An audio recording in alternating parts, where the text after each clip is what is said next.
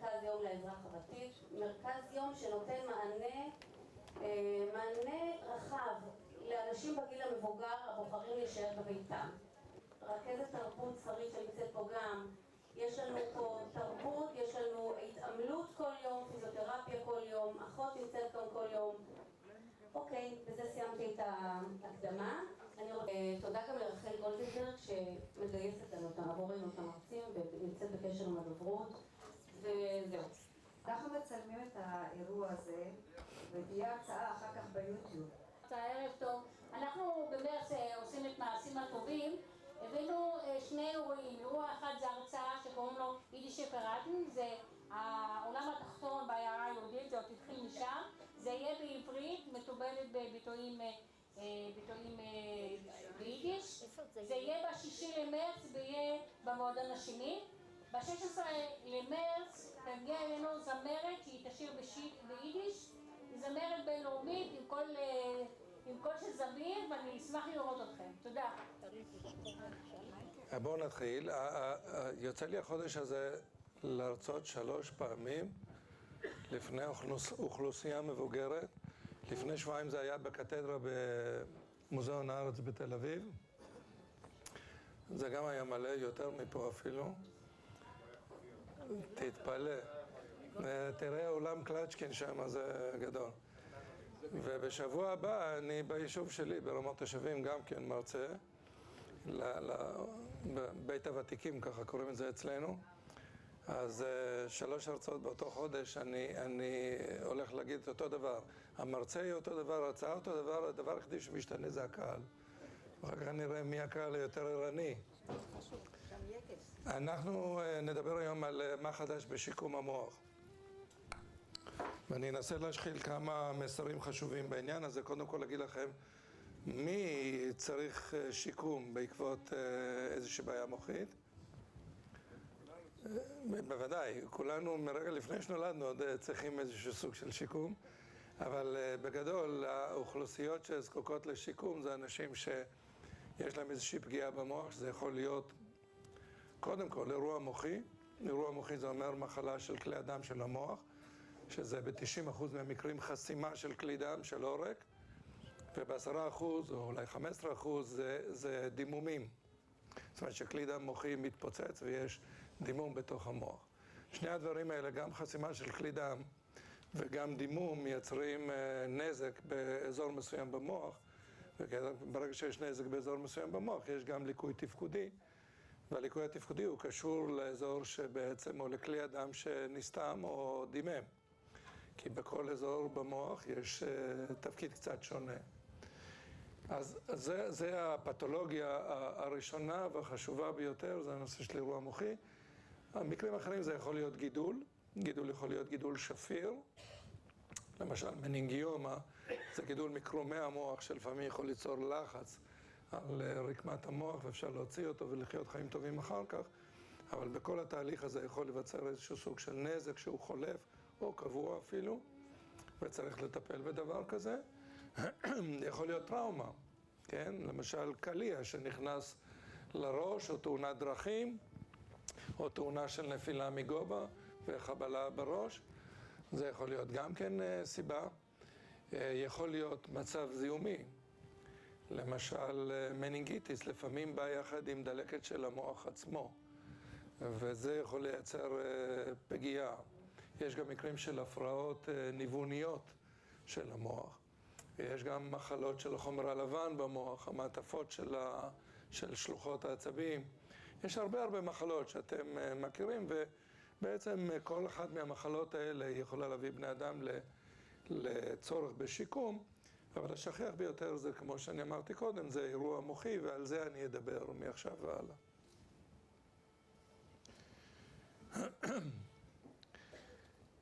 מה הם הגורמי סיכון לשבץ מוחי? אתם יודעים, אתם בגיל שהוא בעצמו גיל מסוכן, מפני ש3/4 מהמקרים של אירוע מוחי קורים באנשים שהם מעל גיל 65. אז זה הגיל, מי שהגיע לגבורות, כמו שאומרים, אז הוא כבר בקבוצת סיכון. אבל אם אתם עכשיו מקשיבים טוב למה שאני אומר, ומקפידים לאזן את כל הגורמי הסיכון שפה כתובים על הלוח, ואני מיד אסביר, אז אתם מורידים במידה משמעותית את הסיכון שחלילה יקרה דבר כזה. והדבר הכי טוב זה לא להגיע לשיקום. השיקום הוא מצוין, הוא טוב מאוד וזה, אבל הכי טוב לא להזדקק לשיקום. זה בעצם הדבר הכי אינטליגנטי שאפשר לעשות. אז קודם כל האויב מספר אחד של כל האנשים, גם מבחינת הלב וגם מבחינת המוח וגם מבחינת כלי דם בכלל בגוף, זה יתר לחץ דם. ואת לחץ הדם צריך לאזן. ואיזון טוב של לחץ הדם זה כבר דבר מאוד מאוד חיובי שכל אחד יכול לעשות על מנת להקטין את הסיכון שלו לעבור אירוע מוחי. עכשיו, מהם הערכים של לחץ הדם שאליהם צריך לשאוף? זה כבר לא כל כך סגור.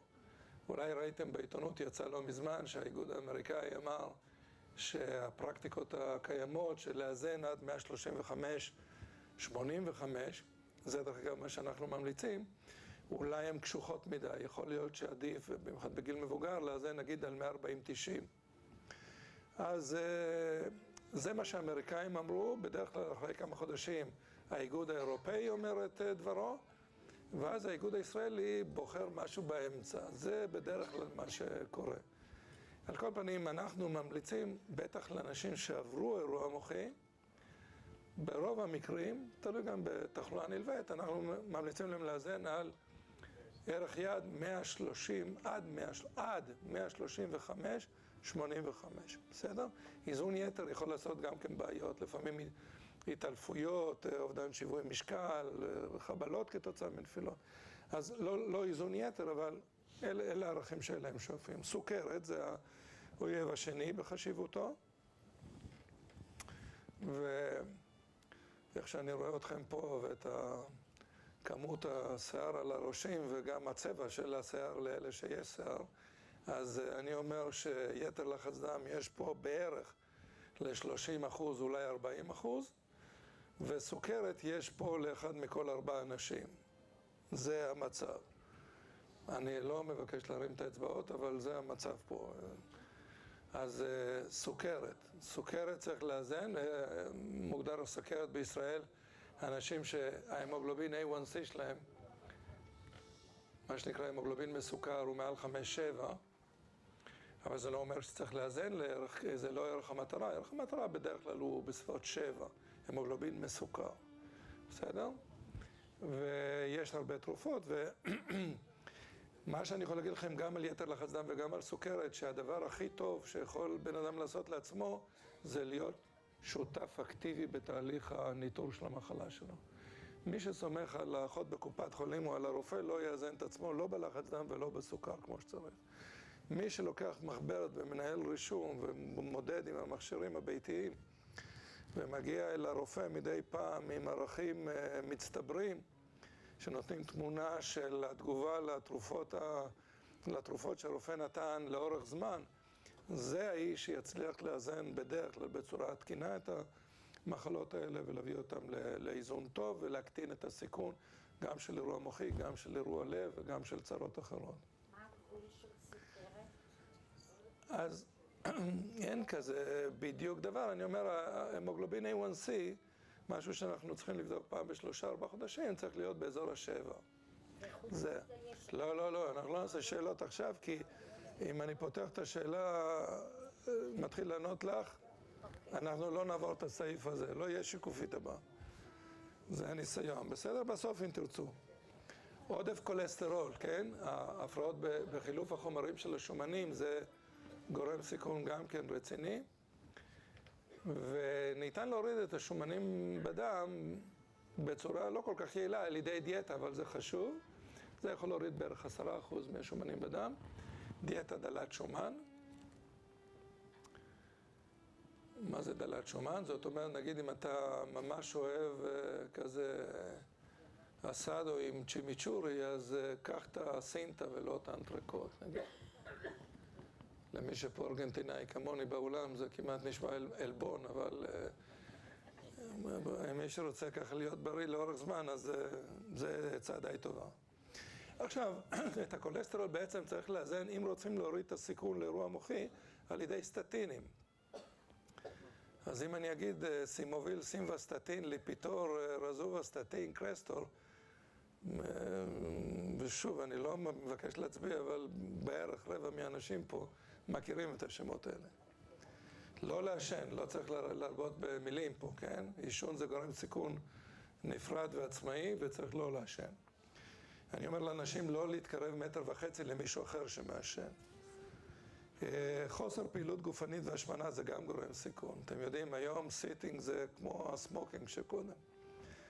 אז לכל האנשים, שהם עוברים אצלנו במחלקה, אני אומר להם להוריד לסמארטפון סופר צעדים. זה חינם, כן? יש המון אפליקציות כאלה. ולדאוג שבסוף היום יהיו 6,000 צעדים. 6,000 צעדים. ארגון הבריאות העולמי מבקש 10,000. אבל כמעט אף אחד לא עומד בזה. אבל 6,000 זה לא הרבה כל כך. וזה יכול לספור לכם גם את הדרך מהמיטה למקרר, דרך אגב. זה אבל הוראת נגד מהסעיף הקודם, אז...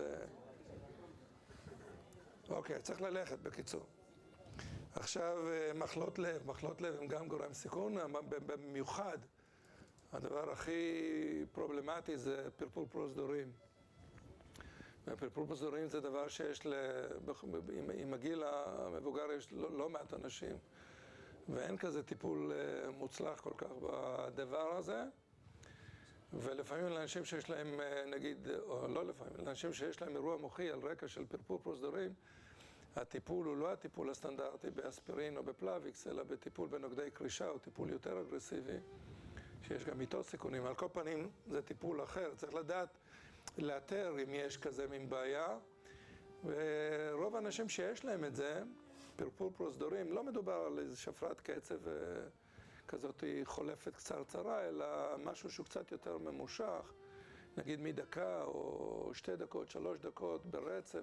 בדרך כלל אנשים מרגישים דבר כזה בתור איזשהו מין דפיקות לב, וכדאי ללכת לעשות בדיקה של, אפשר לעשות בדיקה של הולטר אק"ג במשך 48 שעות למשל, ואז רואים, לפעמים כאלה דברים קורים בלילה ולא תמיד מרגישים ויודעים, אבל אם מאתרים את זה, אז צריך לטפל בדבר כזה. והיום יש לנו תרופות שיכולות להקטין את הסיכון שדבר כזה יגרום לאירוע מוחי, לכן זה חשוב לשים לב לדבר הזה. יש גם כל מיני מצבים מיוחדים. בדרך כלל חושבים על אירוע מוחי בתור מחלה של אנשים מבוגרים. אני דרך אגב אף פעם לא אומר קשישים, אני לא יודע מאיפה הקשישים. זה היום בני אדם ותיקים, או אזרח ותיק, כן. בעלי הנחה בשירות הציבורי, נגיד ככה, בתחבורה הציבורית. אבל סטרוק, אירוע מוחי, קורה גם בצעירים. אם אתם ביקרתם במחלקות הסטרוק בבית חולים לוינשטיין, אין מצב פה, לא קורה מצב שאין אצלנו אנשים בני 25, 30 גם. עכשיו, לפעמים זה קורה, נגיד, בגלל קרישיות יתר, שזה לפעמים מצב גנטי כזה, וכדאי לאתר את זה, כי זה לפעמים יכול גם לעבור בתור השעה. אז צריך לטפל, ואפשר לעשות טיפול מונע גם בצאצאים, לפני שקורה חלילה אירוע. אז יש היום כל מיני בדיקות שאנחנו עושים לאותם מצבים המיוחדים. מה שאמרתי קודם זה המצבים הרגילים שמביאים לאירוע מוחי. המצבי קרישיות יתר זה מצבים יותר מיוחדים. יש עוד מחלות, אני אסתפק בזה. עכשיו מה שאני הולך להגיד זה השקף הכי חשוב מבחינה פרקטית. זה אמנם לא הנושא, הנושא היה שיקום, חידושים בשיקום, אבל אני עכשיו אומר לכם משהו הרבה יותר חשוב. ואין דרך להפריז בחשיבות של העניין הזה, וזה, אתם רואים כל הזמן בטלוויזיה את הפרסומת הזאת של עמותת נאמן. עמותת נאמן זה עמותה שהיא בעצם עוזרת לאנשים שעברו אירוע מוחי ולבני המשפחה שלהם. ויש להם מין פרסומת שרצה די הרבה בטלוויזיה בחודשים כבר, שרואים איזושהי אישה שפתאום מתעוות לה פנים. ורואים איזה איש שהוא עובד במפעל ונשמט לו הדברים, והקריין שם אומר אל תביא לו מים ואל תעודד אותו ואל תזמין אמבולנס. תזמין אמבולנס, האיש הזה עובר אירוע מוחי, שהאישה עוברים אירוע מוחי כעת. כל דבר שהוא עלול להיות אירוע מוחי, צריך להתייחס אליו כאילו הוא אירוע מוחי עד שלא הוכח אחרת. עכשיו, אתם לא יודעים, בהיות והדבר הזה הוא מפחיד, כן, אירוע מוחי הוא מפחיד, אז אני כל פעם שומע על אנשים שלא הזיקו אמבולנס, לא הם ולא המשפחה, והגיעו באיחור, ותכף נסביר את המשמעות מה זה נקרא להגיע באיחור, אבל העניין הוא שמהפחד, משם הזה באמת אירוע מוחי, אז אנשים מעדיפים לחשוב שהוא ישן על היד שלו, ובגלל זה עכשיו נשמט לו הכוס מהיד, או שאשתו הרגיזה אותו, באמת הרגיזה אותו, אבל לא בגלל זה, הוא עכשיו עם הפנים בצורה אסימטרית, ולא בגלל שהוא לא ישן טוב בלילה, הוא עכשיו לא מוצא את המילים, ועוד כל מיני הסברים כאלה. הסברים האלה תמיד יש להם בסיס פסיכולוגי של בעצם הפחד מהמשמעות של האירוע. עכשיו, לא כל כך צריך לפחד, צריך להגיע לחדר מיון בכל בית חולים היום, כל בית חולים כללי, יש היום אפשרות לטיפול, מה שנקרא טיפול טרומבוליטי, שמזריקים אותו לווריד, והוא ממיס את הכריש. עכשיו, הבעיה היא שיש חלון זמן. וחלון הזמן הוא עד 4 שעות, מרגע שהופיעו הסימנים ועד שיש לכם CT מפוענח. היום בכל חדר מיון יודעים, אדם מגיע עם אחד מהסימנים האלה שכתובים פה, ומיד מטיסים אותו לחדר ה-CT ועושים לו CT מהיר מאוד, כדי לראות אם מדובר באירוע מוחי. אם מדובר באירוע מוחי. בסדר? מפני שאם מדובר באירוע מוחי, אנחנו צריכים לדעת עדיין האם זה דימום או עוטב, בוודאי שלא ניתן טיפול טרומבוליטי לאדם שעבר דימום, כי אז הדימום מתגבר. אנחנו רק לאדם שיש לו חסימה בכלי דם צריכים לתת את הטיפול הזה. יש כל מיני אינדיקציות, ויש גם קונטרה אינדיקציות, זאת אומרת הוראות נגד לטיפול הזה, אבל באחוזים הרבה יותר גדולים מה שבעבר היום הטיפול הזה הוא ניתן, והסימנים הם מה שכתוב לכם פה, הופעה של חולשה ביד או ברגל, בצד אחד בדרך כלל, עיוות בפנים, קושי בדיבור, כן, קושי בדיבור, הפרעה בתחושה, איזשהו חסר בשדה הראייה שמופיע פתאום, אי יציבות, אתה פתאום לא מצליח לשמור את השיווי עם משקל, מצב של בלבול, של אי שקט, בלבול, או איזשהו שינוי במצב הכרה, פתאום איזושהי ישנוניות ככה שלא ניתנת להסבר. אוקיי, אלה הסימנים, יכולים להיות סימנים אחרים גם, אבל אלה הסימנים העיקריים. קורה אחד מאלה, תנו לרופא להחליט במיון האם זה אירוע מוחי או לא, ואל תעשו החלטה כזאת בעצמכם. עכשיו, מה שאני אומר לכם, זה, אני חוזר ומדגיש, זה לא הנושא של ההרצאה שלנו, ההרצאה שלנו זה על חידושים בשיקום, אבל זה השקף החשוב ביותר והמסר הכי חשוב שיש לי להגיד לכם, כי ככה אתם יכולים להציל לא רק את עצמכם, אלא גם את בני המשפחה וגם חברים ושכנים. אם כולם ידעו את הדבר הזה ויתייחסו במלוא הרצינות להופעה של סימנים כאלה, יהיה לנו פחות עבודה בלב משנה וזה יהיה דבר טוב. קצת סטטיסטיקה של אירוע מוחי.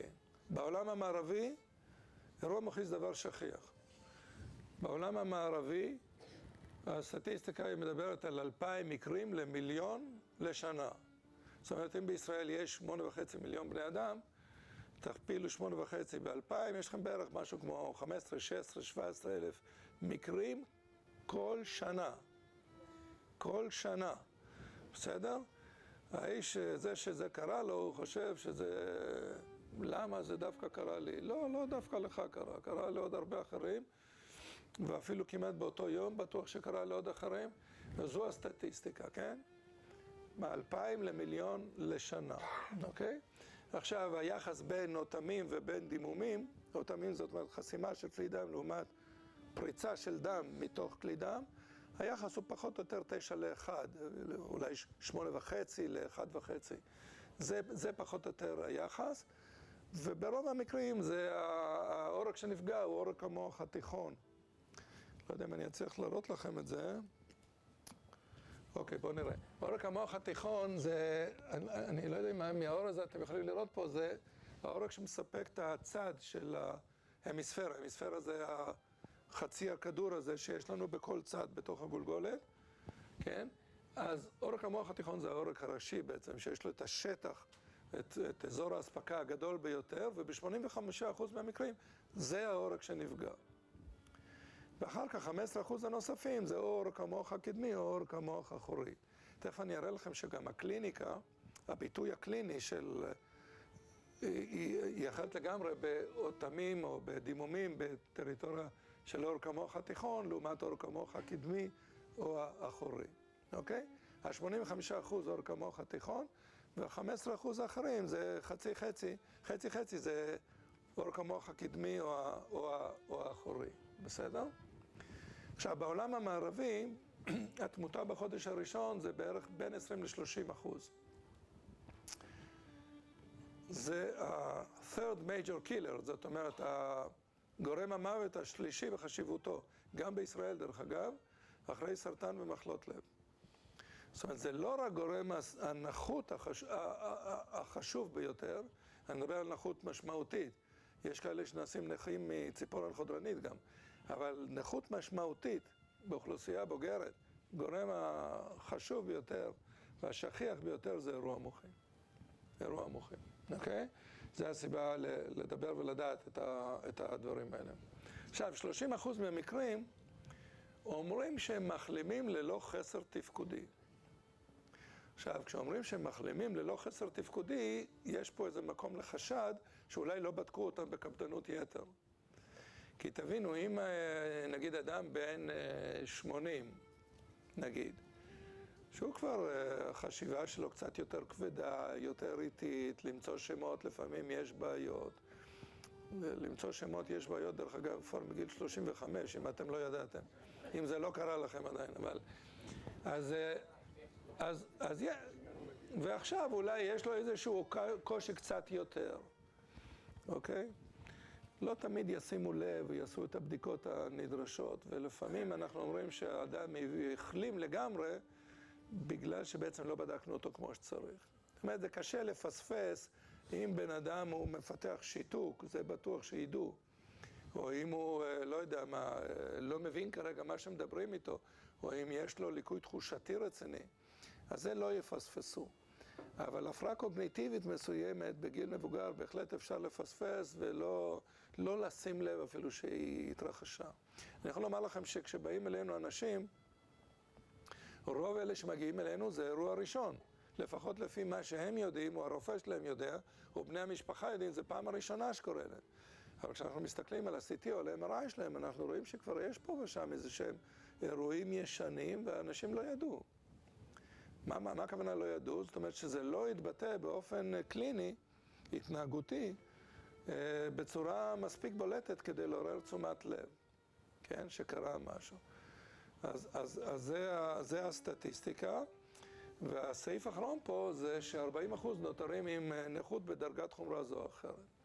עכשיו, מה זה נקרא נכות בדרגת חומרה זו או אחרת? זה יכול להיות, נגיד, הליכה שהיא קצת עם אסימטריה, לפעמים אתה צריך מקל, זה יכול להיות שהיד איבדה את הזריזות, זה יכול להיות, כמו שאמרתי קודם, קושי אולי קצת יותר מבני הגיל, מקבוצת הגיל, במציאה של השמות, יכול להיות הפרעות בריכוז, ליקוי מסוים בשדה הראייה, יש דרגות שונות של חסר תפקודי שיכולות להיות, וזה גם יכול להיות מצב שהוא חמור מאוד, שבעצם הבן אדם מאבד את העצמאות שלו בפעולות יום-יום בסיסיות. זה אומר שאת הפעולות הבסיסיות שנדרשות לקיום הפרט, כן, לקיום העצמי, שזה היכולת לאכול, היכולת להתלבש, היכולת להתרחץ, היכולת לשלוט בסוגרים, היכולת להתנקות אחרי פעולת מים, היכולת להתנייד ולעשות מעברים, כן, זה בתחום המוטורי, שהיכולות האלה הם נפגעו בדרגה כזאת שיש צורך בעזרת הזולת. זה בעצם הגדרה של מצב סיעודי שהוא יכול להיות חמור יותר או קל יותר, אבל יש פה צורך בעזרת הזולת בפעולות יום-יום בסיסיות. אז כל הספקטרום הזה נכנס בתוך ה-40% האלה שיש להם איזושהי דרגת נכות כתוצאה מאירוע מוחי. עכשיו, מה שאמרתי עד עכשיו זה הערעות, אינסידנס באנגלית, זאת אומרת, כמה מקרים כאלה קורים לנו בשנה, אוקיי? 2,000 למיליון בני אדם מתוך אוכלוסייה. מה? זה 1 ל-500. גם, מה זה 1 ל-500? 1 ל-2,000. 2,000 למיליון, 2,000 למיליון, כן. כן, זה הרבה, בטח, אני אמרתי, זה מחלה שכיחה. מחלה בהחלט שכיחה. עכשיו, יש את המושג שכיחות, בסדר? שכיחות זה prevalence, זאת אומרת, כמה אנשים חיים בינינו עם אירוע מוחי. שעברו אירוע מוחי. אז יש 6,000 למיליון בני אדם באוכלוסייה שעברו אירוע מוחי. זאת אומרת, אם אוכלוסיית ישראל כרגע 8.5 מיליון, זה אומר שיש כרגע בישראל בסביבות 50,000 בני אדם שעברו אירוע מוחי. כן? בסביבות 50,000 בני אדם. זה אתם רואים את חומרת הבעיה. ופה המשפט האחרון זה שזה לא רק פוגע בזקנים, זה למעלה מרבע מהמקרים, בערך רבע, קצת יותר, זה אנשים צעירים. כן? אנשים בגיל העבודה או בגיל הלימודים. וכמו שאמרתי קודם, בכל רגע נתון יש אצלנו גברים ונשים צעירים שעברו אירוע מוחי. בסדר?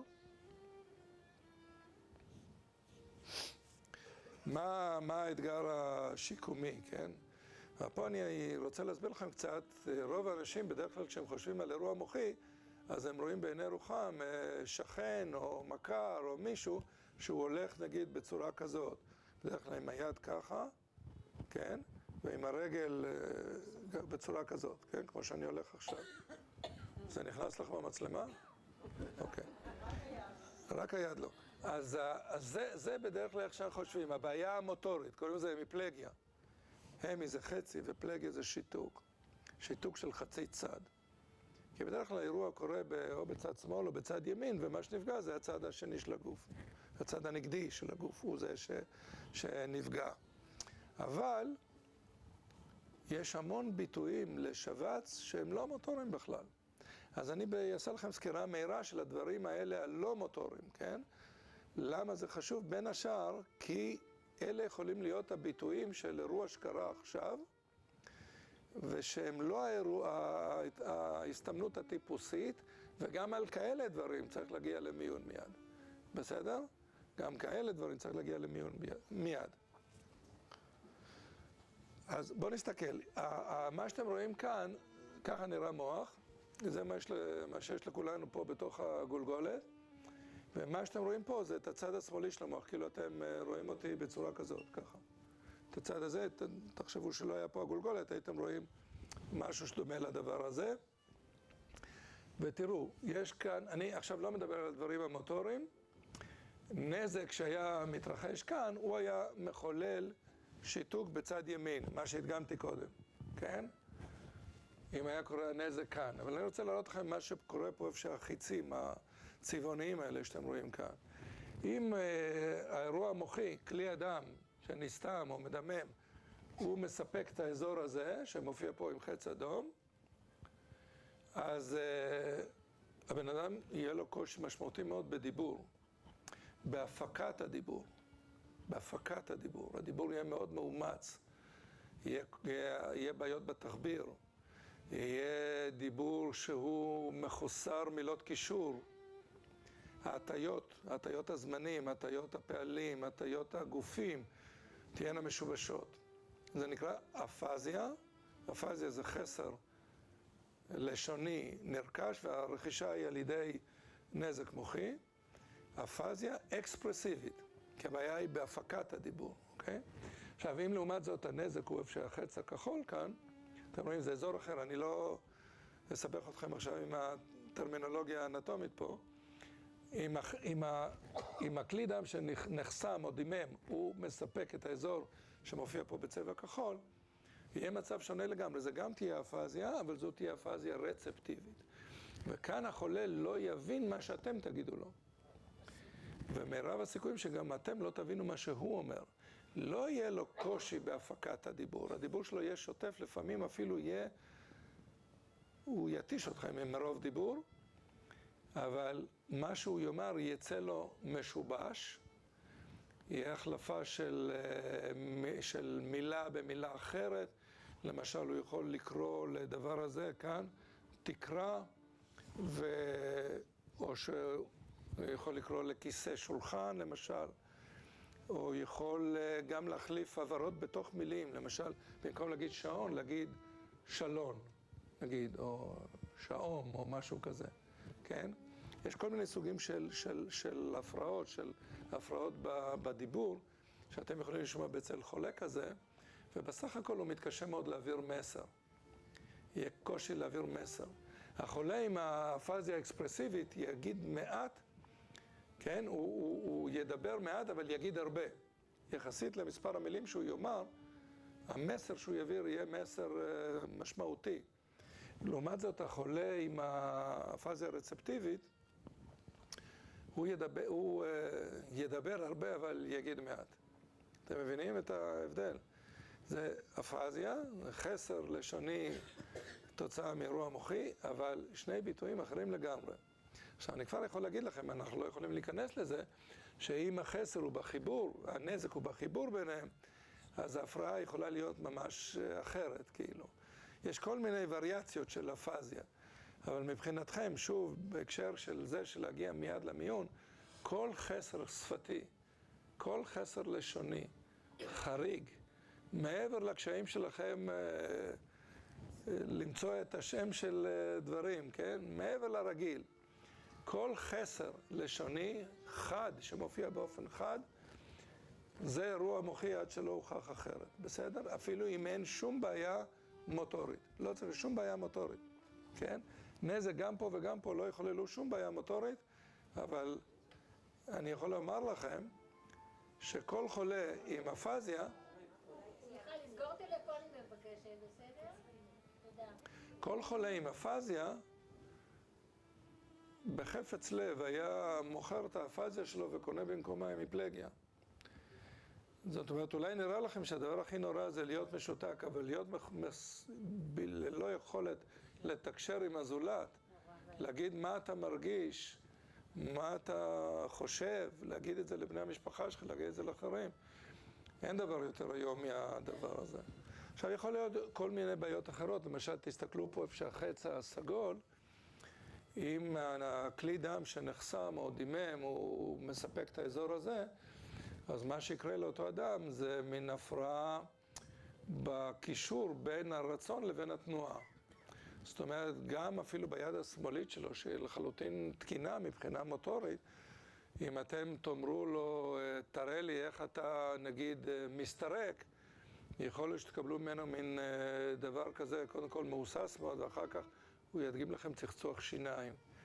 כי נגיד הדימוי של הפעולה שהוא נדרש לבצע או להדגים, מהדימוי הזה הוא לא יכול לחולל את התנועה עצמה. יש כאילו נתק בין הרצון לבין התנועה שמתבצעת. קוראים לזה אפרקסיה. זה גם יכול לקרות בילדים בצורה התפתחותית. יש עוד הפרעות כאלה שהן דומות למה שקורה בילדים, למשל דיסלקסיה. שוב, באותו החץ הסגול, דיסלקסיה. הדיסלקסיה, אתם מכירים את הדיסלקסיה שמופיעה בחלק מהילדים, בערך ב10%, אולי יותר אפילו, מהילדים שמגיעים לכיתות א', יש להם איזשהו קושי ברכישת השפה הכתובה. קושי בקריאה, קושי בכתיבה. זה יכול להיות גם כתוצאה מנזק מוחי, והנזק המוחי שיגרום לזה הוא יהיה באזור הזה, ואנשים יכולים לפתח קושי בהבנת הנקרא. בהבנת הנקרא, שהוא לפעמים לא פרופורציוני לקושי שלהם בהבנת הנשמע. זאת אומרת, זה גם בעיה לשונית, אבל היא יותר בשפה הכתובה מאשר בשפה הדבורה, אוקיי? אז אלה דוגמאות להפרעות שיכולות להיות שלא מערבות את המוטוריקה. עכשיו נניח שאתם מסתכלים על ההמיספירה הימנית, זה הצד הזה של המוח, אז פה זה משהו אחר. דרך אגב, מה שאמרתי קודם זה מתייחס לאנשים שכותבים ביד ימין. למי שכותב ביד שמאל, שזה אחד מכל 6 אנשים פה, 6-7 פה באולם, מי שכותב ביד שמאל, זה לא עובד בדיוק איך שאני מסביר כרגע, קצת יותר מסובך. בדרך כלל בסוף ההרצאות שלי השמאלים מצביעים ושואלים, רגע, אבל אם אתה שמאלי, אז מה קורה? אז קורה די דומה, אבל לא בדיוק אותו דבר כמו אצל הימניים. על כל פנים, אם אתה ימני ויש לך נזק בצד ימין של המוח, אז הבעיות הן לא תהיינה בעיות לשוניות, שפתיות, אלא הן תהיינה יותר בעיות מרחביות, קשביות. ויכול להיות מצב שאם הזמן יאפשר לנו, אני אסביר עליו קצת יותר, מצב שנקרא הזנחת צד. הזנחת צד זה מין מצב כזה, שבו אדם בעקבות נזק, נגיד פה באזור של החץ הסגול, כאן בצד ימין של המוח, בעקבות נזק שכזה, האדם מאבד באלף את היכולת להפנות את תשומת הלב שלו לצד השמאלי של המרחב.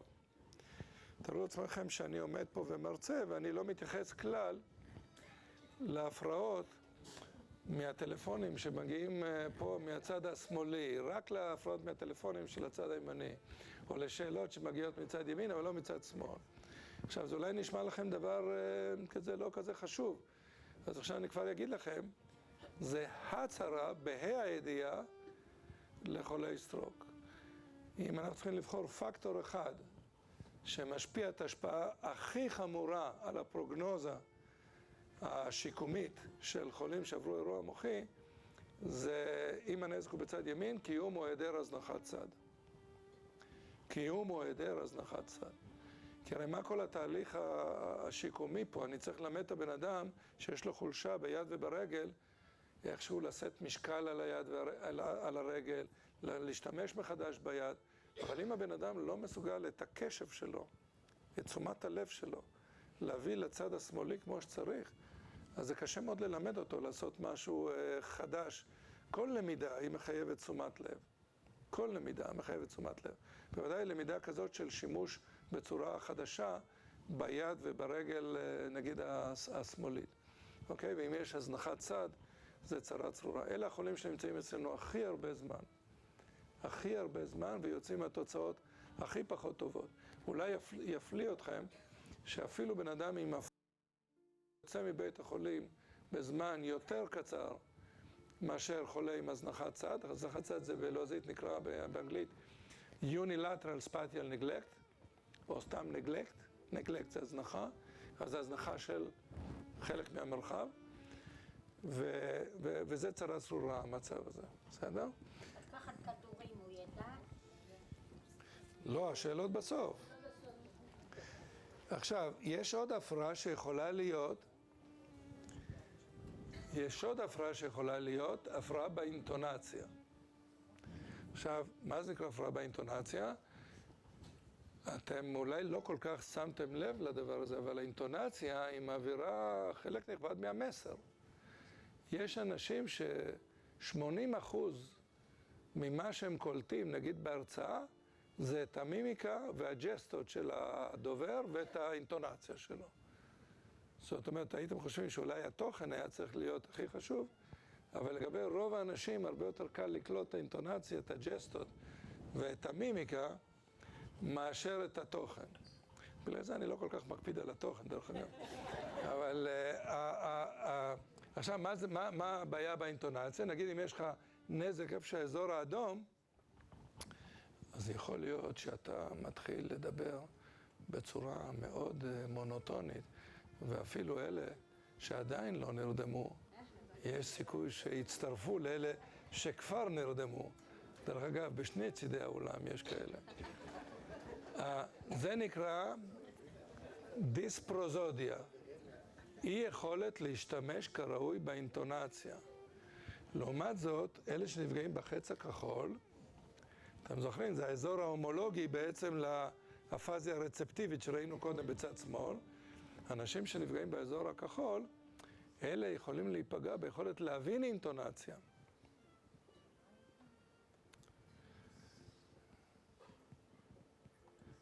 יש אנשים שנרדמים בהרצאה שלי.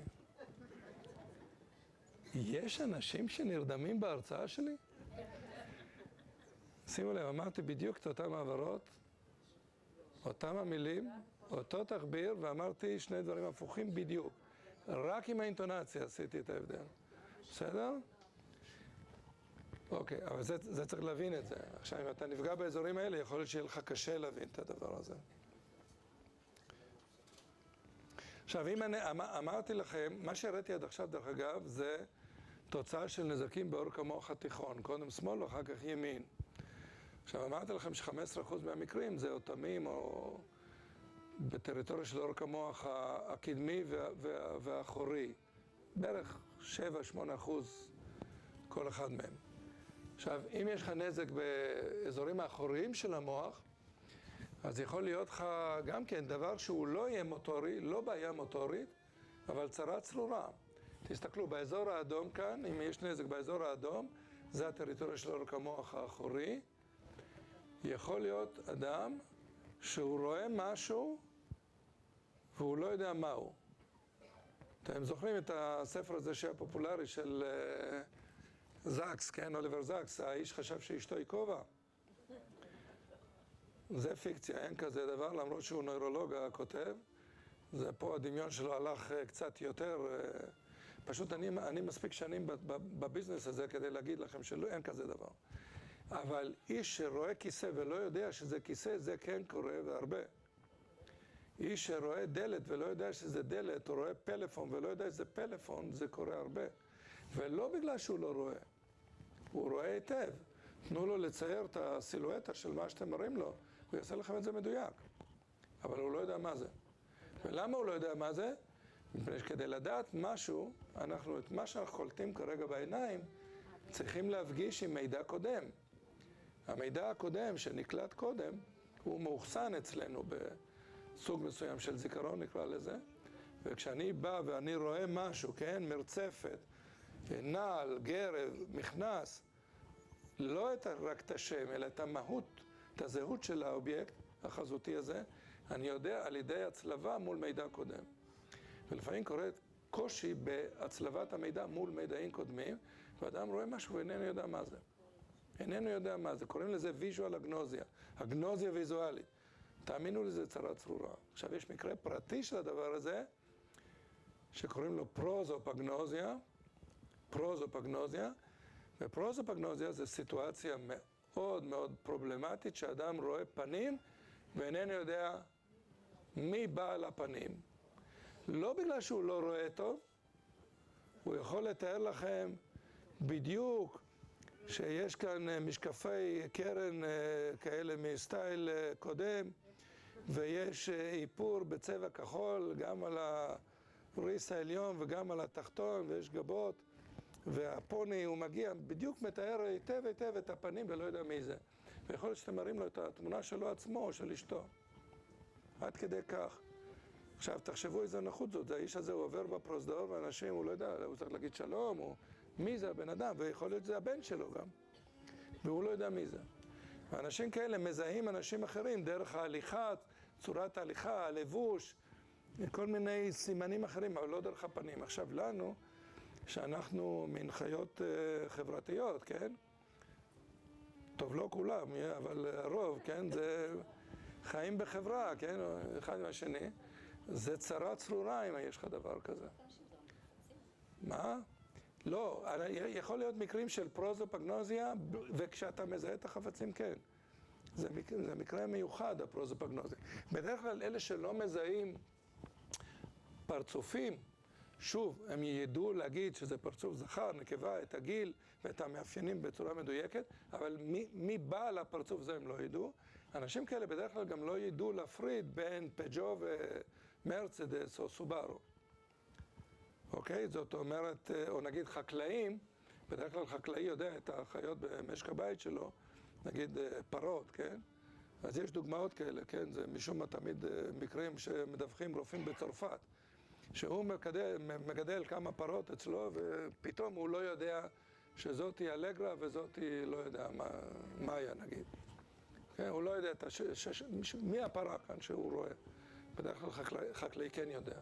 אוקיי, אז מקרים פרטיים של איזשהו קלאס גדול, החולים האלה לא יודעים. עכשיו, אם הנזק הוא באזורים הכחולים, אז הבעיה היא אחרת לגמרי. זה לא בעיה בקביעת הזהות של האובייקט החזותי, אלא בעיה בקביעת המיקום שלו. עכשיו, זה צרה צרורה. אם אתה לא יכול למקם באופן מדויק את האובייקט שלך, המון דברים אתה לא יכול לעשות. אתה לא יכול לעשות. למשל, תני לי יד. ראיתם? בשביל להגיע אל היד שלי, היא לא רק צריכה לדעת שזה היד, קביעת הזהות, אלא את המיקום. ועכשיו, היד שלי, תני לי יד. ועכשיו, אתם רואים? אין שום בעיה. כל אובייקט מקבל גם מיקום. עכשיו, אם אין לך מיקום מדויק, אתה לא יכול להסתכל אל האובייקט, אתה תסתכל אולי על ידו, אתה לא יכול לשלוח את היד, אתה לא יכול להגיע אל האובייקט. בשביל לבצע פעולות מוטוריות כלפי אובייקטים, שזה מה שאנחנו עושים כל הזמן, אנחנו צריכים למקם אותם. זה חתך? זה חתך וזה בחוץ? כן, זה מהצד וזה חתך. פה אנחנו רואים המספירה ימנית מהאמצע. כן, סליחה שאני לא אמרתי קודם.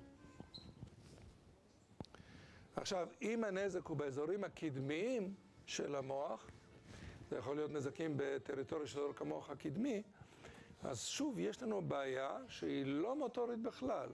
זה לא השיתוק שאתם חושבים. זה משהו אחר לגמרי, זה הפרעה בתפקודי ניהול. מה זה נקרא תפקודי ניהול? תפקודי ניהול זה יכול לבצע פעילות מונחת מטרה. יש שני סוגי פעילויות מוטוריות שאנחנו עושים. או משהו שהוא תגובתי, למשל אני הולך ואני נתקע במשהו. אני צריך לעשות איזושהי מוטוריקה כדי לא ליפול. אני לא יזמתי שהאבן תופיע לי פה, לפתע פתאום ככה, ולכן אני מגיב על משהו חיצוני שהוא לא נעשה מרצוני.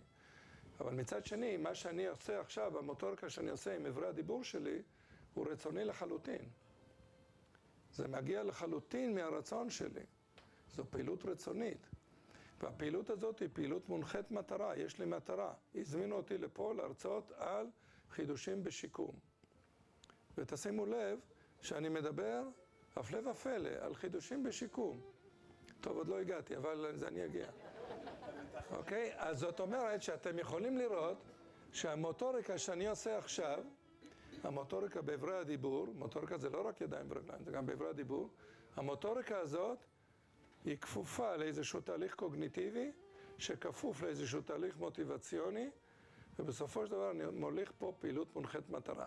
דרך אגב, גם העובדה שאתם עכשיו יושבים פה בחדר, באולם הזה, זה תוצאה של משהו שהתחיל הרבה לפני שהתחלתם ללכת לכיוון הזה. שידעתם, שמעתם שיש הרצאה והחלטתם לבוא, וזה קרה הרבה לפני, וזה ביטוי של פעילות שהיא פעילות מונחת מטרה, פעילות מוטורית מונחת מטרה. הפעילות מונחת מטרה היא חייבת לכלול יזימה, תכנון, איסוף נתונים, בחירה בין אופציות. למשל, הייתם יכולים עכשיו להיות בסרט, הרבה יותר מעניין מאשר להיות פה, ואולי גם לקבל קצת יותר אוויר ממה שאנחנו כולנו מקבלים פה כרגע. היה ממש הרבה יותר כיף. אז יש גם עניין של בחירה מאפשרויות, יש ביצוע, ואחר כך, אחרי הביצוע, יש בקרת התוצר. אם אנחנו נפתח פה, למשל, יהיה לנו יותר זה? אוקיי. זה תמיד יש איזשהו מין טרייד-אוף בין החמצן ובין הרעש. אבל זה סוג של בחירות שצריך לעשות. אוקיי, אז אנשים שנפגעים בחלק הקדמי של המוח, מה שאתם רואים פה, יכול להיות להם בהחלט בעיה בתפקודי ניהול, היכולת לבצע פעילות מונחת מטרה שכוללת יזימה, תכנון, ארגון, איסוף נתונים, בחירה מאפשרויות, קבלת החלטות, ביצוע ובקרת התוצר. כל זה נקרא תפקודי ניהול. והחלקים הקדמיים של המוח הם קריטיים לדבר הזה. אם הם נפגעים, תהיה בעיה עם תפקודים מהסוג הזה, אבל לא תהיה בעיה מוטורית, לא תהיה בעיה בלשונית, לא תהיה בעיה בשדה הראייה, לא תהיה בעיה בעצבי הגולגולת, תהיה בעיה בתפקודי הניהול. עוד בעיה שיכולה להיות מנזק קדמי, במיוחד אם הוא קורה איפה שהחץ הסגול כאן, זה בעיה בבקרה מוטיבציונלית. בקרה מוטיבציונלית. אתם יודעים, דרגות, מוטיבציה זה גם ההכוונה של הרצון. רצוי שנרצה את הדברים שחשובים לנו, ולא את הדברים שמזיקים לנו. רצוי שנרצה חזק כדי שהדברים יקרו, ולא שנרצה חלש מדי, כדי שאפילו אם נרצה לא יהיה לנו את האנרגיה לבצע. כל הדברים האלה עוברים ארגון באזור הזה שאתם רואים פה בחץ סגול, ויש כאן את החץ האדום שהוא מכניס עוד מימד לפגיעות קדמיות, וזה המימד של מה שקוראים קוגניציה חברתית. קוגניציה חברתית זה יכולת להתנהג בהתאם לכללים המקובלים בחברה. אנחנו לא נולדים עם זה, ואתם יודעים שבחברות שונות יש כללים שונים. יש כללים שונים, אבל היכולת להתנהג בהתאם לכללים המקובלים בחברה היא תלויה בתקינות של האזור הזה. לא פעם אתם רואים אנשים שנפגעו בתאונת דרכים ויש להם נזק באזור הזה ואין להם שום חסר מוטורי, יכול להיות שגם אין להם חסר קוגניטיבי, תשימו להם מבחן IQ והם יעברו אותו בהצלחה רבה, אבל האנשים האלה הופכים להיות פראי אדם. זאת אומרת, נגיד הוא חולה, הוא צריך להשתין, הוא יכול לקום מהמיטה ולהשתין באמצע החדר. או מגיעה אחות לתת לו תרופות, אז הוא שולח יד. או כל מיני דברים כאלה קורים. ובני המשפחה תולשים את השערות של הראש שלהם מרוב בושה. מרוב בושה. היה לנו מקרים כאלה, היה לי, אני זוכר פעם רב של עיר בישראל, שהוא היה קוגניטיבי תקין, מוטורי תקין, שדה ראייה תקין, שפה תקינה, אבל ללא שום יכולת לווסת את ההתנהגות שלו, לדחות סיפוקים, דחפים. בסופו של דבר, הוא פועל לפי דחף או דחף מיני, או סתם, השלפוחית קדושה כרגע, והוא מרוקן אותה. אבל בלי שום התייחסות למה שבעצם הכללים המקובלים בחברה מחייבים, אוקיי? אז זה לתקלות. עכשיו, כל מה שאמרתי לכם, ברבע שעה האחרונה, זה היה דברים לא מוטוריים. תוצאות של נזקים מוחיים שהם לא מוטוריים. כל דבר כזה צריך להתייחס אליו כאינדיקציה דחופה להגיע למיון.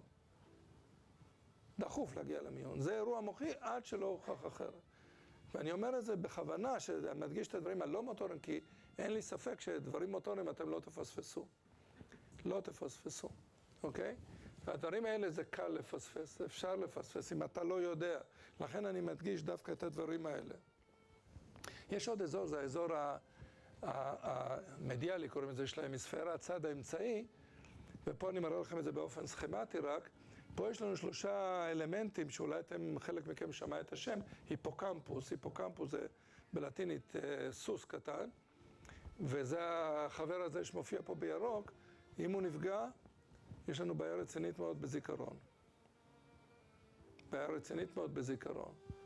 זאת אומרת, אם אני שואל, מה בירת ישראל?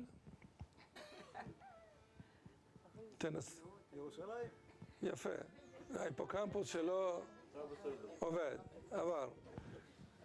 עכשיו, החבר הכחול פה, זה נקרא אמיגדלה, יש לו ג'וב אחר. הוא אזור שאחראי לרישום המימד הרגשי של התנסויות.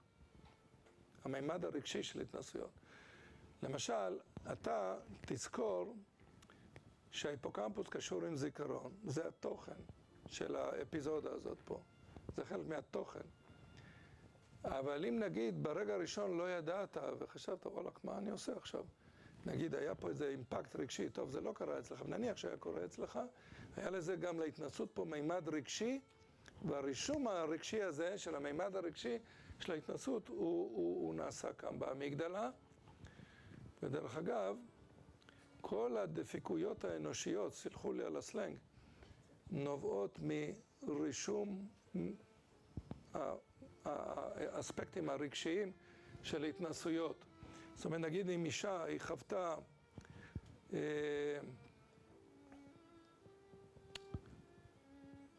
אונס, כן? יכול מאוד להיות שאחר כך היא תפתח קושי בהתייחסות לזכרים באופן כללי, בלי מודעות, ולמרות שאין בזה היגיון, ולמרות שזה מחרב לה את החיים מעבר לאירוע הטראומטי המוקדם, בגלל הסמן הזה, האמיגדלה, שכל פעם בהתקרבות לגבר הוא יסמן שמשהו, שיש פה איום. ולא יעזור ההיגיון פה, האמיגדלה מסמנת חזק מאוד. כל הדברים שמעצבים את צורת ההתנהגות הבין-אישית שלנו, ולא עם כולם אנחנו מבסוטים, נכון? או שזה רק אצלי, ככה לא עם כל הדברים אנחנו מרוצים.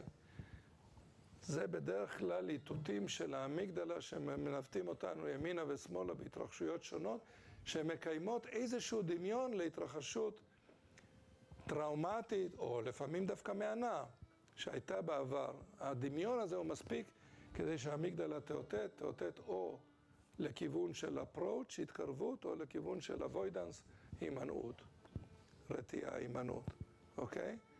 ולפעמים, למרות שהדמיון הזה הוא שטחי לחלוטין עם האירוע בעבר, האמיגדלה מכוונת אותנו ואומרת לנו, לא, עם האיש הזה אני לא רוצה להתקרב, עם זה ככה, כל מיני שיפוטים מהירים שאנחנו עושים לאנשים ולזה, לפעמים על יסוד האיתותים האלה של האמיגדלה שאין להם בעצם.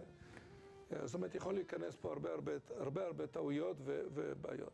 הצינגולום, זה האזור התכלת פה, הוא יותר קשור גם כן לבקרה מוטיבציונלית בצורה קצת יותר, נגיד, פרימיטיבית מהאזור הזה שאמרתי לכם קודם. מה הכוונה פרימיטיבית? זאת אומרת שבאזור הזה, הצינגולום, נעשה ויסות של הדחפים היסודיים שלנו. הדחפים היסודיים שלנו זה הדחפים שמשמשים אותנו לשימור הפרט, שימור חיי הפרט ושימור המין. כשאני אומר המין, הכוונה היא הומו ספיאנס, כן, האדם החושב, זה המין שכולנו פה שייכים אליו, וכדי שהמין הזה ימשיך להתקיים, זכרים צריכים להימשך לנקבות וגם רצוי הפוך. זה, אם זה לא יקרה, נגיד בממדים גדולים, אם זה לא יקרה, הומו ספיאנס, האיש החושב, לא ימשיך להתקיים על הפלנטה הזאת. יכול להיות שהוא לא יתקיים גם מסיבות אחרות, אבל אם זה לא יהיה, משיכה של זכרים לנקבות ולהפך, לא יהיה מין האדם על כדור הארץ. זה נקרא שימור המין. עכשיו, שימור הפרט, זה אומר שכשאתה רעב אתה מחפש אוכל, כשאתה צמא אתה מחפש מים, כשקר לך אתה מתלבש, וכשחם לך אתה מוריד את הבגדים. אוקיי? זה נקרא השימור של הפרט. אלה המוטיבציות הבסיסיות ביותר שלנו. מה שעושה אחר כך, האזורים האלה הקדמיים יותר שתיארתי לכם קודם, זה מוטיבציות מדרג שני. למשל, לבוא להרצאה, לשמוע על חידושים בשיקום. אין פה שום דבר לקיום הפרט ולקיום המין. זה סוג של מוטיבציה שאנשים משכילים בדרך כלל, יש להם כאלה מוטיבציות. ללכת למוזיאון, ללכת לטייל בטבע, ללכת לשמוע הרצאות, להרחיב את הדעת. זה לא משהו שאף אחד מכם עושה אותו כי זה ככה נחוץ לקיום שלו, או כי זה נחוץ לקיום המין האנושי. לא בגלל זה אתם באתם לפה, בגלל מוטיבציה אחרת. המוטיבציות האחרות הן בדרך כלל מתווכות לא רק על ידי הצינגולום, אלא גם על ידי העונה הפרונטלית, העונה הקדמית של המוח.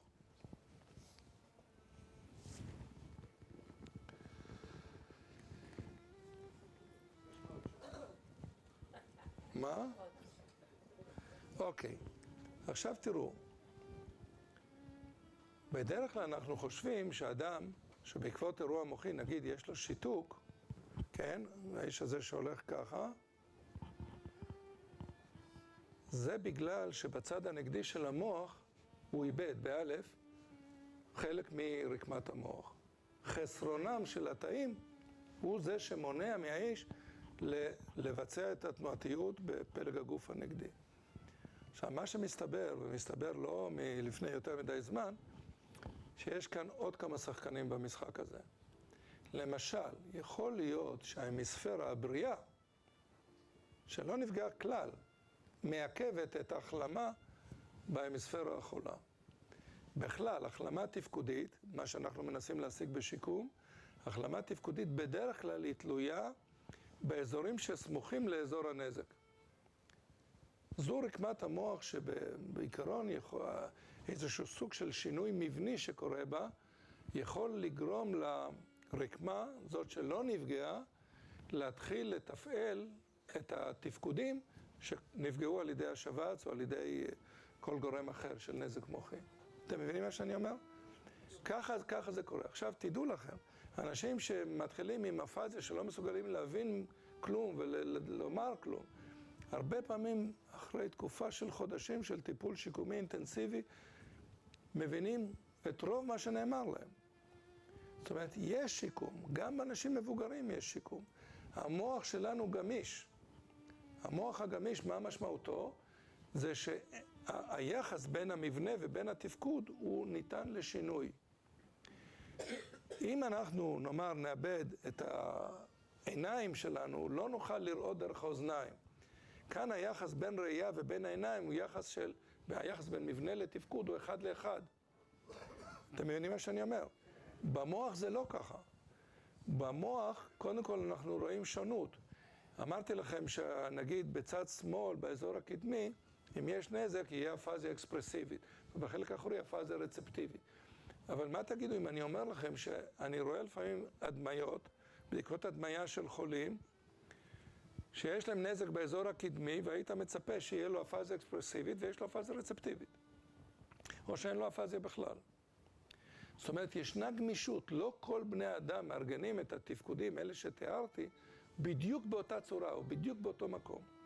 והשונות הזאת מצביעה על כך שקיימת פוטנציאל של שימוש באזורים שלא נפגעו על מנת לקחת אחריות על התפקודים שנפגעו. אם לא הייתה אפשרות כזאת, לא היה לנו מה לעשות בשיקום. הדבר היחידי שהיינו יכולים לעשות זה לתת לחולה המשותק מקל עם 4 נקודות, או כיסא גלגלים, או איזה שמין דברים כאלה שהם בעצם קומפנסציות. הם פיצוי על החסר. הם להשיג איזשהו תפקוד כולל באמצעות איזשהו מעקף. אבל אנחנו לא מסתפקים בזה, אנחנו רוצים שהאיש ילך יותר טוב. אנחנו רוצים שהוא יפעיל את היד יותר טוב. אנחנו רוצים שיש לו בעיה לשונית, שהוא ידע להשתמש בשפה בצורה יותר טובה. ואנחנו גם משיגים את זה, ואנחנו משיגים את זה בזכות הגמישות של המוח. ובעניין הזה של הגמישות של המוח, כאן נכנסים התפקיד של השחקנים האחרים. השחקנים האחרים זה יכול להיות אזורים שמעכבים את ההחלמה. היום אנחנו יודעים די הרבה על הדברים האלה, וכשאנחנו עושים את הטיפולים הסטנדרטיים של ריפוי בעיסוק, של פיזיותרפיה, של קלינאיות תקשורת וכו', נוירופסיכולוגיה וכו', זה מה שאתם כולכם יודעים שעושים בשיקום. אנחנו בנוסף לזה גם עושים כל מיני פעולות על מנת לתגבר או לתת יותר סיכוי לתהליכים השיקומיים האלה להתרחש בצורה תקינה על ידי ניטרול של הפקטורים המעכבים. מה אנחנו יכולים לעשות? למשל, אני אומר לכם כבר ששתי ההמיספרות מעכבות זו את זו. שתי ההמיספרות, הימנית והשמאלית, הן נמצאות במצב של עיכוב הדדי אחד עם השנייה. הימנית מעכבת השמאלית, השמאלית מעכבת הימנית. עכשיו, אם יש לך סטרוק בצד שמאל של המוח והשיתוק הוא בצד ימין, יכול מאוד להיות שאתה תרצה לשים פה אלקטרודה, לחבר אותה לסטימולטור, ולעשות גירוי מעכב על הצד הימני. על מנת שהאזורים הסמוכים לאזור הנזק בצד שמאל לא יהיו מעוכבים ויוכלו לבצע את אותו תהליך פלסטי, התהליך הגמיש הזה של שינוי הייעוד של הרקמה ושחזור של התפקוד. וזה בדיוק הדברים שאנחנו עושים. אנחנו היום עושים גירויים חשמליים, למשל גירוי חשמלי, אתה יכול להשתמש בקוטב, באנודה, זה הקוטב האקסיטטורי, כן, המגרה של הסטימולטור, לשים אותו בצד הפגוע. אתה יכול את הצד המעכב, את האלקטרוד השנייה, לשים בצד הנגדי, ולהשיג משהו די דומה. אנחנו עושים דברים כאלה גם בהפרעות בזיכרון, וגם בהפרעות בשפה, וגם בהפרעות מוטוריות, כן? ומקבלים תוצאות שהן תוצאות יותר טובות. כל מה שאני אומר לכם עכשיו, זה החידושים. זה הדברים החדשים שעושים. אפשר לעשות את זה גם עם מגנט. עם מגנט, למשל, אם אתה עושה גירוי מגנטי, אתה יכול להשתמש בתדר נמוך, ואתה מקבל עיכוב. אתה יכול להשתמש בתדר גבוה, תדר גבוה, למשל 10 הרץ, 10 פעמים בשנייה, יהיה לך גירוי מעורר. אז במקרה שדיברתי קודם, למשל, אדם שיש לו נזק בצד שמאל, שיתוק בצד ימין, היינו שמים גירוי מגנטי מעורר, תדר גבוה בצד שמאל, או גירוי מגנטי בתדר נמוך בצד ימין, כדי לקבל תוצאה יותר טובה. עכשיו אני אגיד לכם עוד דבר, אנחנו יכולים להשתמש גם ביכולת של הזרמת האנרגיה בתוך המוח עצמו. בתוך המוח עצמו, אוקיי? אני אראה לכם את זה רק בשיקופית אחת.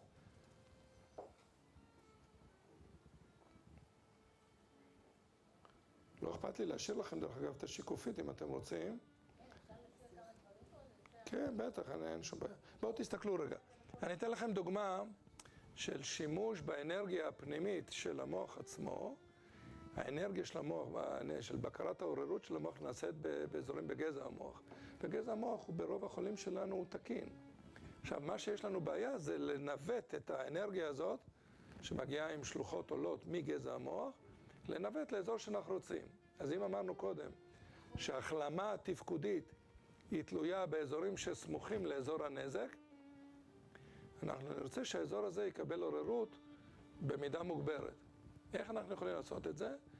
על ידי EEG ביופידבק. ביופידבק של ה-EEG. EEG זה הפעילות החשמלית של המוח. הפעילות החשמלית של המוח. תראו איך אנחנו עושים. הדוגמה שאני אתן לכם זה דוגמה של הזנחת צד, שהזכרתי קודם שזה צרה צרורה. אוקיי? תסתכלו, אדם שיש לו הזנחת צד שמאל, הוא לא רואה בצורה תקינה את העולם, הוא רואה בעיקר את הצד הימני של העולם. הצד השמאלי הוא משובש לו. אתם רואים, אתם יודעים מי זה פדריקו פליני? הבמאי. כן. זהו, בגיל הזה עוד יודעים, מהסטודנטים, אני שואל, פדריקו פליני, מסתכלים עליי ככה. הם יודעים מי זה ג'סטין ביבר, הם לא יודעים מי זה פדריקו פליני. אז תראו, פדריקו פליני, זה הסטרוק שלו. אתם רואים, העונה הפרייטלית בצד ימין של המוח נהרסה לגמרי. אתם רואים? נהרסה לחלוטין. נו טוב, הוא הספיק לעשות פליני רומא והמרקורד וג'ולייטה של הרוחות ומה עוד, ועוד ועוד ועוד, וסטיריקון והמון סרטים. אז זה היה בגיל די מבוגר. אז זה הסטרוק. עכשיו, הרופאים האיטלקים שלו ניצלו את ההזדמנות שיש להם בן אדם סופר אינטליגנטי כדי לנסות לראות מה תפיסת העולם שלו עכשיו שחסר לו האזור הזה, ובאמת תשומת הלב שלו הולכת מוטט לימין חזק. אוקיי? נתנו לו לצייר דברים, הוא היה גם צייר שהיה לו תערוכות. תסתכלו איך האיש הזה מצייר אישה על אופניים. אישה על אופניים. רגע, סתם יש לעניין שלי. מישהו מכם ראה את הסרט זיכרונות של פליני? כן. אני זוכר. מה? לא זוכר. המרקורד. אתה זוכר את הקטע שהחבר'ה הצעירים שם התחבאו והסתכלו על הנשים שעולות על האופניים. על הישבנים שלהם הם הסתכלו, כן? אז הנה, זה איך שפדריקו פליני מצייר אישה על אופניים. תראו, אתם רואים, חסר פה הצד השמאלי של הפנים ושל הגב, ותסתכלו פה על החישוקים של הגלגל הימני והגלגל השמאלי. אתם רואים את האסימטריה. תסתכלו גם שהצד השמאלי של הגלגל הימני גם הוא חסר. אתם יכולים לראות פה את האסימטריה. ומרכז הכובד פה, אתם מבינים איפה הוא נמצא, כן? זה או ככה, זה פליני, זה אצלו ככה עובד. פירוש שלך, אבל גם יכול להיות פירוש אמנותי. לא, שום אמנות פה, זה הזנחת צד. תסתכלו, אנחנו נותנים לאנשים לצייר פרפר ושעון ואדם, וככה הם מציירים. אתם יכולים לראות שזה מין שעון כזה, שהוא טוב בין 12 ל-6, אבל בין 6 ל-12 לא מדייק השעון, והפרפר הזה הוא ככה ברונדלים יודע לעוף, אבל לא ישר, והאיש הזה גם כן ככה חסר לו משהו. זה חלק מהבטריה שאנחנו עושים להזנחת צד. יש הרבה טסטים אחרים. אני רק מראה לכם את זה. תראו פדריקו פליני איך הוא מצייר דמות אדם. לא כזה יבשוש כמו הישראלים, הוא ככה מצייר עסיסי יותר, וכל אלה שמכירים ומוכרים את פליני יודעים למה הוא מצייר נשים בצורה כזאת, כי תמיד הנשים אצלו הן נשים מאוד מלאות, ואתם יכולים לראות פה שחסר משהו אצל האנשים האלה, אבל יש גם דברים שלא חסרים. זאת אומרת, גם אם הולך לך לחלוטין העונה הפרייטלית הימנית, אתה לא מייצר הזנחת צד, וממשיך לייצג לעצמך בזוג חלק מהאיברים של הגוף. לא את כולם, כן? את החשובים. שלכל אחד יש איברים אחרים חשובים, אבל אצל פליני, בוודאות אלה האיברים החשובים, ונשארים מיוצגים בזוג גם אחרי אירוע מוחי. עכשיו, מה אנחנו עושים? זה הדבר האחרון שאני מסביר לכם. EEG ביופידבק. החולה יושב מול המסך של המחשב, והוא רואה מין כדור כזה שצף על פני קו כזה של מים, ואנחנו אומרים לו, בכוח המחשבה תרים את הכדור. בשלב הזה הוא כבר אמור לדעת שהרופאים שלו הם קצת מטורללים, אז הוא בכוח המחשבה להרים את הכדור. עכשיו, מה שקורה זה באמת בכוח המחשבה, אנחנו לא אומרים לו מה לחשוב ואיך לחשוב ומה זה, אנחנו אבל מחזיקים לו על הראש מין כובע ים כזה, שבו אנחנו רושמים את הפעילות החשמלית של המוח מ-64 אלקטרודות.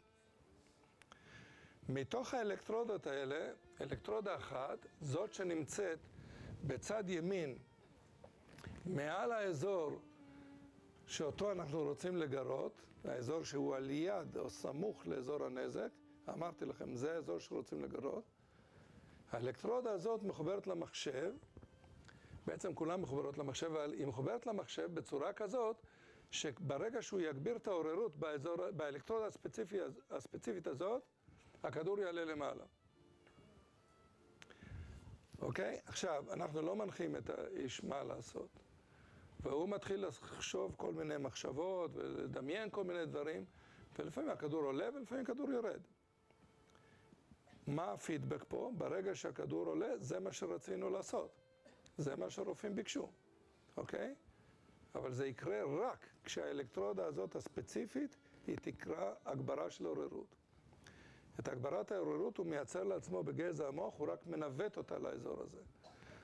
עכשיו, בדרך כלל, אם החולה שלנו הוא עם קרומוזום X1.5, זאת אומרת זכר, הוא חושב מחשבות שלא אומרים בציבור, נגיד ככה, כן? מחשבות לא מוסריות בעליל, וזה מגביר לו את העוררות באלקטרודה שאנחנו רוצים. ואם הפציינט שלנו הוא בעצם פציינטית, זאת אומרת שני קרומוזומים X, אז היא לא אומרת מה היא חושבת. זה סוד. אבל anyway, בהרבה מהחולים הכדור מתחיל לעלות למעלה, אתם תתפלאו, גם הוא מתפלא, אבל הוא מתחיל לעלות למעלה, וזה מה שאנחנו רוצים.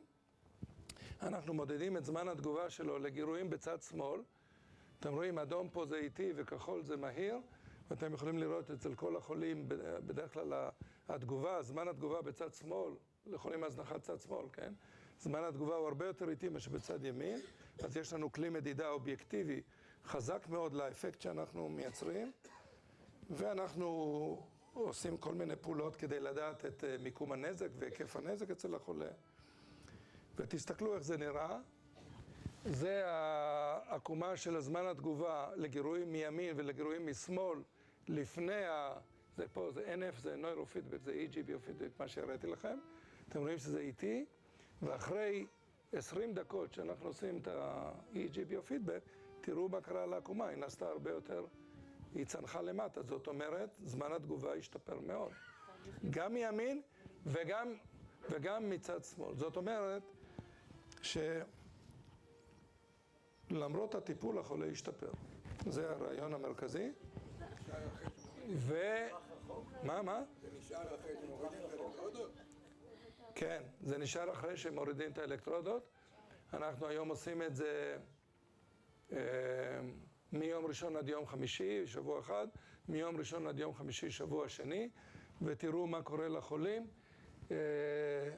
טוב, זה בעצם השיפור שלהם לגירויים בצד שמאל באחוזים, ויש כאלה שמשפרים ב-30%. זה 20 דקות כל טיפול, ואני אומר לכם שהבעיה הזאת היא הבעיה בה"א הידיעה של חולים שעברו שבץ מוחי מצד ימין. אין בעיה יותר חמורה מזאת, והם ב10 טיפולים של 20 דקות יכולים לשפר באופן ממוצע ב-23% את זמן התגובה שלהם לגירויים מצד שמאל. זאת אומרת להקטין לעצמם בערך רבע מהחומרה של הזנחת הצד. אז זה דוגמה לפעולות האלה שאנחנו עושים. אז דיברתי איתכם במסגרת החידושים על משהו שנעשה בנוסף לריפוי בעיסוק, לפיזיותרפיה, לקלינאיות התקשורת, לכל הדברים הרגילים, לתרופות וכו'. זה היכולת להשפיע על יחסי הגומלין בין הצד הפגוע לצד הלא פגוע במוח, או בצורה של גירוי חשמלי, או בצורה של גירוי מגנטי, או בצורה של EEG ביופידבק. יש לנו עוד כל מיני טריקים, כמו למשל שימוש במראה. אנחנו מציגים את התנועות בצד ימין, כאילו הן קורות בצד שמאל, בצד הפגוע, כן? זה דבר שמפעיל נוירוני מראה, וזה משפעל, עוזר לשיפול התנועה. ופה אתם יכולים לראות, כן, למשל חולה אחד, איך בעשרת ימי הטיפול, לפני ואחרי כל יום כמעט הוא משתפר, ובסך הכל, על פני התקופה הזאת של שבועיים של טיפול, הוא מראה שיפור יפה. הנה, ככה נראים הציורים, ציורי אדם של חולים אצלי במחלקה, שיש להם הזנחת צד. כל חולה יש לו את הווריאציה שלו, של הציור אדם, אבל בכולם, בלי יוצא מן הכלל, אתם יכולים לראות שחסר הצד השמאלי, או מעוות הצד השמאלי, יחסית לצד ימין. וכשקורה דבר כזה, כמובן, קשה מאוד לשקם את התנועתיות בצד הפגוע, בגלל שהחולה לא מתייחס לצד הזה כמו שצריך. זה יכול להיות בעיה רצינית. עם המשך טיפול יש המשך שיפור. מה זה? אחרי השבועיים, השגת רבע מהשיפור, אתה ממשיך, יש המשך שיפור. תראה, כל הדברים האלה שאני אומר לכם עכשיו, במסגרת החידושים, זה דברים ניסיוניים. אז אנחנו עושים אותם במסגרת מחקרים, אנחנו צריכים לעשות ועדת הלסינקי על כל דבר כזה. זה לא טיפולים שגרתיים, זה טיפולים שאנחנו עושים אותם נכון לעכשיו, במסגרת מחקרית, ועל כל חולה הוא צריך לענות על קריטריונים כדי להיכנס לזה. אלה פחות או יותר הדברים במסגרת הזמן שחרגתי ממנו כבר.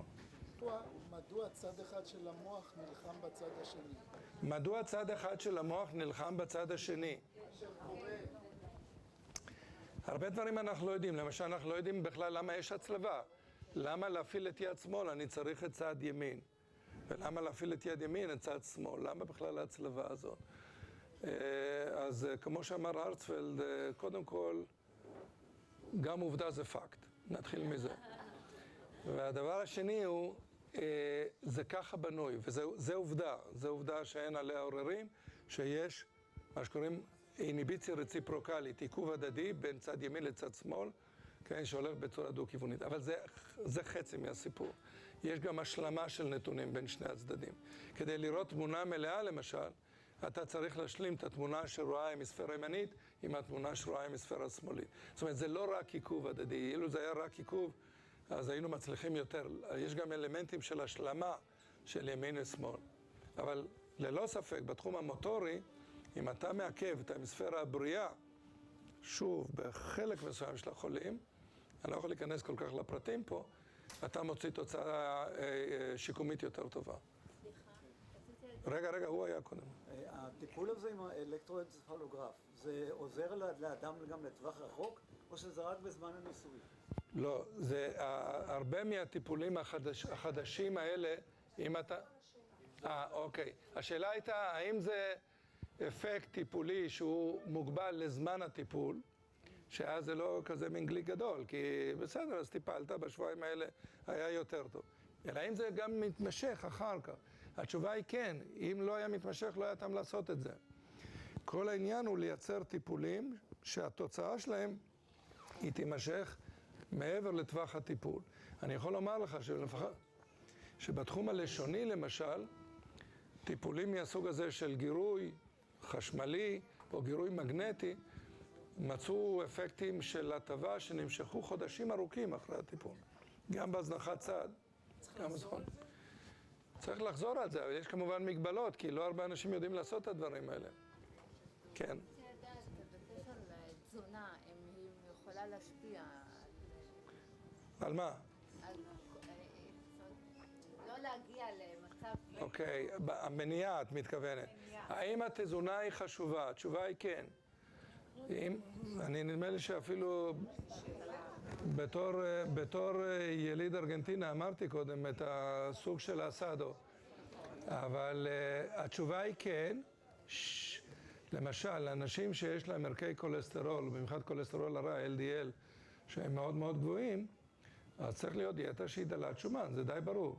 הדיאטה דלת השומן יכולה להוריד בערך ב10-15% את השומנים, אבל לא מעבר לזה, ונדרש גם בנוסף לתזונה, נדרש גם תרופות. התרופות במקרה זה הן תרופות ממשפחת הסטטינים. עכשיו, רק שנייה, זה די ברור גם שחולה סכרת צריך להקפיד על דיאטה דלת סוכר, ושחולה עם יתר לחץ דם, זה לא יהיה לו טוב, נגיד אם הוא יאכל דג מלוח כל יום. זאת אומרת, דברים עשירים לא, חכי שנייה, בוא, אני עניתי לך, אני אענה לך עוד מעט רגע, כי יש לנו 5 שאלות, תקציבו ו... מה? כן? יש החלמה טבעית, אדם יש לו מוח, והוא לא הולך לבית לוינשטיין לטיפול. כן. האם יכול להיות שהמוח יתקן את עצמו והוא יוצא מזה? התשובה היא כן. התשובה היא כן. השאלה הייתה, האם יש החלמה טבעית? נגיד, הוא לא הולך לבית לוינשטיין, לא רק ללוינשטיין, גם לא לשיבא, גם לא לאיכילוב, גם לא להדסה, גם לא לבני ציון, לא הולך לשיקום. התשובה היא כן, יש החלמה טבעית. יש החלמה טבעית. אני אגיד לך אפילו יותר מזה, למשל בסווטו, בדרום אפריקה, את יודעת, זה הרובע של השחורים, שהיו תמיד מהומות, שם עשו מחקר, אלה שהלכו לשיקום ואלה שלא הלכו לשיקום. אלה שהלכו לשיקום, זה היו רק, לא, כמעט אף אחד לא הלך לשיקום שם, כי לא היה שיקום שם. השיקום בכלל, בהרבה ממדינות העולם אין שיקום. אז כל אחד, מה עושה כשיש לו שיתוק? הוא תופס איזה חבית או איזה בולץ או משהו ונאחז בו והולך.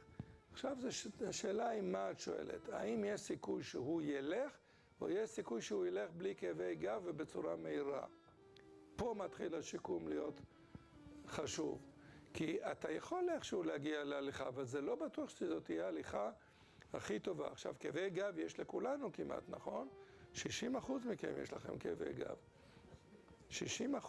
תארי לעצמך שיש לך עוד יד אחת או רגל אחת שהיא בקושי נושאת משקל, ורגל אחרת שהיא נושאת משקל. במצב כזה, הכאבי גב יחמירו בצורה קיצונית, ולא לאורך זמן את תוכלי ללכת עם סוג כזה של שיקום עצמי. אז זה כדאי מאוד להיות אצל פיזיותרפיסט שמתמחה בשיקום נוירולוגי, כדי להגיע להליכה שהיא הליכה יותר נכונה. כדאי לשים, למשל, אביזרים, יש לנו כל מיני אביזרים, אורטוזות שמכניסים בתוך הנעל, כדאי להשתמש באביזרים לשיווי משקל. יכול להיות שיפור עצמי, ויש שיפור עצמי, בוודאות יש שיפור עצמי, אבל אם רוצים להגיע לתוצאה הכי טובה, ברוב המקרים צריך איזשהו שיקום. כן. האם יכול להיות שיקום עצמי באפזיה? התשובה היא, חולים יכולים להשתפר גם באפזיה, והעובדה היא שאני אומר לך שוב, בהרבה ארצות אין שיקום בכלל, כמעט בכל אפריקה. אפריקה דרומית לסהרה, אני לא חושב שיש 3 מרכזי שיקום. כן, בסוב סהרן אפריקה. בהרבה מאוד ארצות באסיה אין. כל האוליגרכים הרוסים שרוצים שיקום באים לפה, ללוינשטיין, ומשלמים גם. אבל זה אומר שאפילו ברוסיה אין. טילים לחלל יש להם, ושיקום אין. שאלה אחרונה מהצד הימני. רגע, חכו. מהצד האחורי. הזכרת תפקודים שונים של אזורי המוח. נכון. מה קורה עם קרום המוח? אוקיי, השאלה הייתה מה קורה עם קרום המוח. אז קרום המוח הוא קרום, ואין לו, הוא לא מעצב תנועות או קוגניציה או שפה או משהו כזה. הקרום, זה למעשה יש לנו 3 קרומים שנמצאים בין המוח לבין הגולגולת, ושלושת הקרומים האלה הם מפרישים נוזל או מכילים נוזל ביניהם, ומשמשים כמין חומר סיכה כזה לבלימת זעזועים. זאת אומרת שכל פעם שמרוב ייאוש תדפוק את הראש בקיר, לא יהיה נזק מוחי. זה המטרה, אבל הם לא משמשים ליצירה של תפקודים. זה חשוב להבין. עכשיו, אני מסתבך עם הצד השמאלי, אני לא עונה. תגיד. האם יש איזושהי בשורה בשימוש בתאי מוח, בתאי גזע? אוקיי, השאלה הייתה על תאי גזע. זה באמת שאלו אותי גם בקתדרה שם, בתל אביב. אבל זה לא הייתה אתה, זה מישהו אחר. אז תאי גזע זה נושא חם מאוד במחקר בסיסי היום, כי בעיקרון אתם יודעים, תאי גזע זה תאים שיש להם פוטנציאל התמיינות גדול מאוד, ואפשר לכוון את פוטנציאל ההתמיינות של תאי הגזע שהם יהפכו לתאי מוח. עכשיו, בתאי מוח רק צריך לדעת, זה לא רק נוירונים, אלה שמייצרים לנו את התפקודים, זה במידה רבה מאוד תאי תמך, גליה מה שנקרא. תאי התמך האלה מייצרים ארכיטקטורה שמנווטת את כיוון השלוחות בתאי העצב עצמם, הנוירונים. אז עכשיו אתה צריך לכוון שיהיה לך גם גליה וגם אקסונים, כדי שיעשו בסוף תפקיד מה שאתה רוצה. אתה לא סתם מייצר שם נוירונים, אתה רוצה שהנוירונים האלה יתפקדו. עכשיו, אל תשכח שאתה לוקח תאים שהם עם פוטנציאל מאוד גדול, תאי גזע, אתה גם עלול ליצור התמרה ממאירה. סרטן אתה יכול לייצר במוח. במילים אחרות, נכון להיום, אין שימוש בתאי גזע לחולי סטרוק כמשהו שישלים את הנפח של הרקמה החסרה.